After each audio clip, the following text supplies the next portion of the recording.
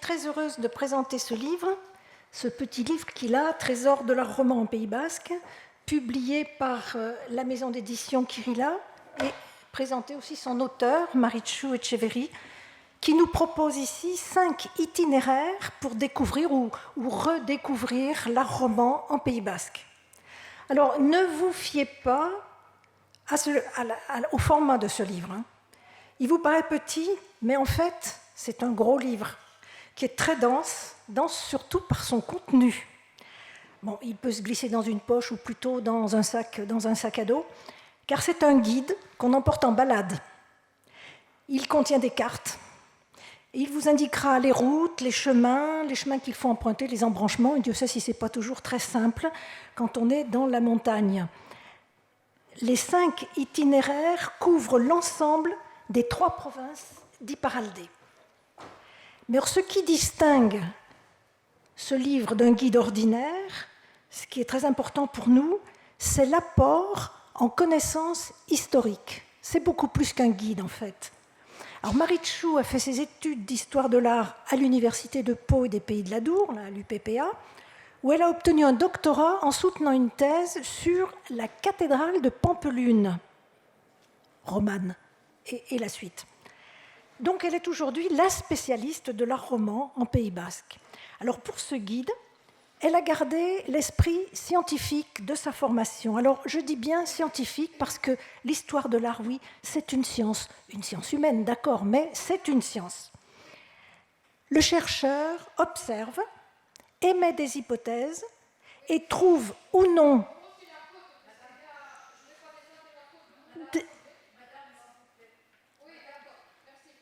Donc, le chercheur observe, excusez-moi, émet des hypothèses et trouve ou non des arguments dans les sources documentaires, principalement pour un sujet ancien comme celui-ci, dans les archives. Et surtout, quand il n'y a pas de certitude, on emploie le conditionnel. Et pour certains sites, pour certaines datations notamment, Maritxu préfère rester sur une question sans réponse. C'est beaucoup mieux qu'une réponse sans question. C'est donc avec une méthode sérieuse, un amour pour le territoire basque, que l'auteur a répertorié les édifices et les traces de l'art roman. Elle les a ensuite tous visités, elle va nous en parler. Pour chacun, elle tente d'éclairer l'historique en apportant des éléments de connaissance tirés, bien sûr, des archives. Alors j'insiste sur l'importance de cet ouvrage qui éclaire d'un jour tout à fait nouveau notre vision de cette période romane en Pays basque. Alors quand moi je suis arrivée à Bayonne il y a une 40aine d'années, peu d'études existaient sur le sujet. Il y avait bien le volume du Zodiaque intitulé Pyrénées romanes, sur lequel Marcel Durlia et Victor Allègre avaient produit des notices sur Saint-Engrâce, sur Ordiarp, sur la Honse, mais c'était tout. Il y avait bien quelques études sur les chemins de Saint-Jacques, mais ce n'était pas à proprement parler sur l'art roman. Et pourtant, Maritxu précise que les textes du XIe au XIIIe siècle mentionnent jusqu'à 139 églises sur tout le territoire. Alors à l'époque, on ne parle pas des 3 provinces, mais plutôt des vicomtés rattachés soit à la Navarre, soit au royaume d'Angleterre. Et si on signale surtout le rôle des grandes abbayes, des monastères auxquels étaient rattachés les prieurés et les commanderies. Alors moi, j'aimerais bien demander à notre auteure comment elle a établi les 5 itinéraires. En premier, comment elle a établi la liste des édifices, et puis quelles ont été ses sources. Alors Maritxu, tu peux nous raconter un petit peu? Oui, alors, effectivement, comme tu le disais, Odile, moi, quand j'ai commencé à travailler sur ce sujet-là, c'était une étude qui était complètement inédite. Et donc, il m'a fallu, outre quelques ouvrages comme le Zodiaque que tu signalais, me rendre par moi-même sur les sites. Donc, j'ai écumé toutes les églises de notre cher Pays basque, l'une après l'autre. pour recenser celles qui pouvaient effectivement être rattachées à cette période romane. Et ensuite, une fois établi cet inventaire, j'ai beaucoup travaillé plusieurs mois dans les archives, notamment les archives départementales des Pyrénées-Atlantiques, qui conservent toutes les archives, notamment de la collégiale de Roncevaux, relatives aux dépendances qui se trouvaient au nord des Pyrénées. Et puis donc différents cartulaires de la cathédrale de Bayonne, de la cathédrale de Dax. Ce sont des documents que j'ai épluchés pour chercher la moindre mention des édifices que j'avais répertoriés, mais aussi des édifices qui n'existaient plus et qui voilà. Tu en as trouvé de nouveaux, hein? Oui, et puis ensuite, il faut mettre en relation ces informations-là avec les cadastres anciens, par exemple, puisque la plupart des édifices ont quand même été détruits dans le courant du 19e siècle, donc ils figurent encore sur les cadastres anciens. Et puis ensuite, voilà, c'est un travail de fourmi aussi bien sur le terrain que dans les archives pour arriver à dresser un inventaire qui soit le plus exhaustif possible, même s'il peut y avoir bien évidemment des lacunes. Et après, moi, de ce travail universitaire, j'avais vraiment l'envie de faire une publication qui soit destinée à tout le monde, parce que ce travail, justement, était inédit, que ce sont des édifices que l'on ne connaît pas. Et donc, j'avais ça à cœur. Et évidemment, il a fallu faire des choix, hein, parce que sur ces 139 églises qui sont mentionnées dans les sources, toutes ne sont pas conservées, mais il y en a quand même 65. Et dans ce guide, il y en a 42 qui sont présentés. Donc le choix s'est fait par l'intérêt architectural ou historique de l'édifice, par... peut-être aussi par la facilité de les visiter. Par la facilité de les visiter, par une affection personnelle aussi pour certains sites. Parfois, voilà, ça s'est fait un peu au cours de... Puis j'ai des itinéraires qui se sont naturellement dessinés à partir de ce choix-là. Alors, on distingue quand même trois parties. Hein, j'ai eu l'impression, en regardant les itinéraires, qu'ils ont une logique entre eux.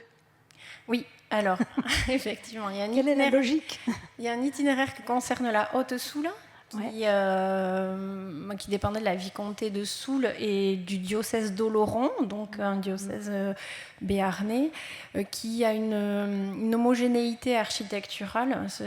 C'est dans cette région-là que l'on trouve, dans cette vallée-là en tout cas, que l'on trouve le plus grand nombre d'églises romanes. Quasiment toutes les communes de Haute-Soule conservent une église romane, ce qui est assez rare.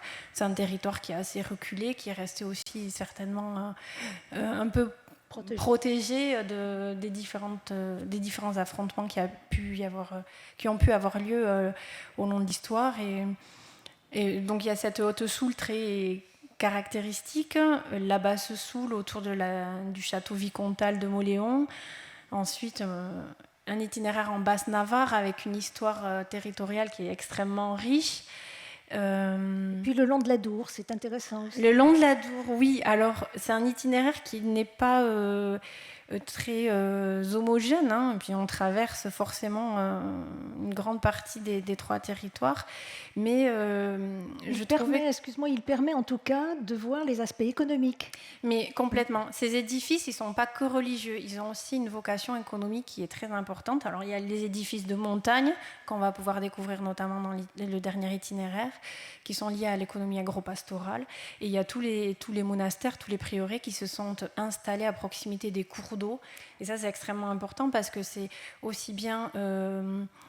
c'est indispensable à la vie quotidienne des religieux qui vivaient au sein de ces établissements, et puis aussi indispensable aux échanges commerciaux qui leur permettaient d'avoir des revenus suffisants à la D'ailleurs, il y a une notice assez importante sur Bayonne qui montre bien le rôle commercial du port.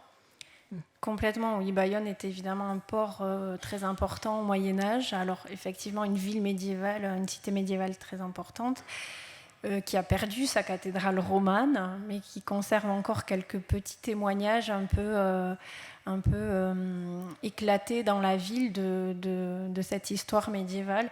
Alors effectivement, des édifices romans à Bayonne, il n'y en a plus, mais ça me paraissait incontournable de présenter la ville quand même dans le guide, à travers quelques anecdotes historiques ou quelques petits vestiges disséminés dans la ville, notamment dans un parking souterrain de la ville où on peut voir encore des vestiges de voies pavées. Oui. Et est-ce que tu pourrais nous exprimer un peu des émotions que tu as eues, enfin des coups de cœur, on va dire, des coups de cœur que tu as eus, parce que je les ai eus moi-même en visitant les chapelles, donc on a eu la même démarche et je trouve ça important. Évidemment, quand on rentre dans ces édifices-là, on ne peut pas être insensible à l'atmosphère qui règne sur ces lieux, même si on peut rester totalement détaché de l'aspect religieux de ceux-ci.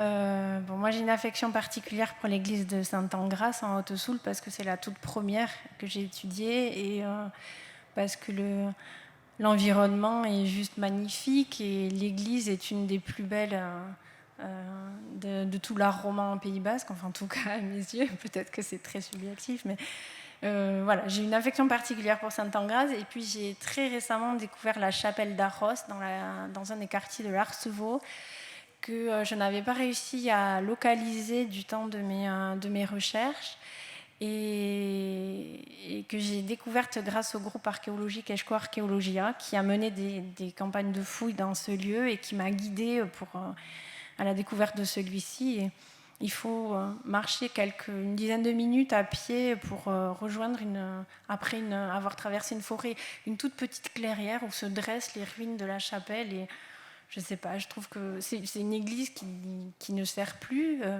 qui est totalement désaffectée, qui est en ruine, qui tombe en ruine, mais qui est très menacée de disparition. Mais voilà, ça a un côté presque surréaliste d'arriver dans cette petite clairière et de découvrir qu'il y a eu une histoire là qui s'est écrite dans ce lieu. Voilà, c'est vraiment un de mes petits coups de cœur, même si l'édifice en tant que tel, il n'est pas particulièrement intéressant. Voilà, archéologiquement intéressant. Voilà, d'un point de vue architectural, il a perdu quand même beaucoup de son intérêt. Mais le site est juste magique.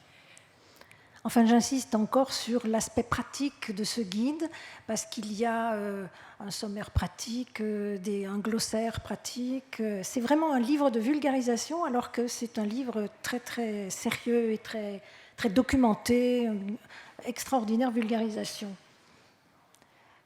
Mais en tout cas, je remercie l'éditeur. Oui, merci. Et oui, voilà, moi, je voulais vraiment que ce patrimoine qui est très méconnu, parce qu'on a des voisins béarnais, navarrais, aragonais qui sont très riches de ce patrimoine roman, et que nous, on est un peu oubliés par rapport à ça. Je voulais vraiment que ce patrimoine il soit redécouvert par les gens du coin, déjà, en premier lieu, et puis aussi par les gens de passage, découvrir les routes du Pays Basque un petit peu autrement aussi. Voilà, c'était l'idée et c'est pour ça qu'on en a fait un guide. Un guide. Je vous invite à vous plonger dans ce petit guide. Vous le mettez dans votre sac à dos et vous partez à la recherche de ces édifices, notamment, enfin, on connaît un petit peu ceux qui sont près de l'Espagne ici, mais on connaît un peu moins ceux qui sont en Soule, et notamment les fameuses petites, enfin qui étaient des églises et qui maintenant sont devenues des chapelles parce qu'il y a eu regroupement de paroisses. Il y a Aran, Alsabéiti, Alsaï, Sunar, enfin, et c'est un régal que de pénétrer vraiment, quand je dis pénétrer dans l'âme soultine là-bas. Oui. Je vous y invite. Merci Odile. Voilà.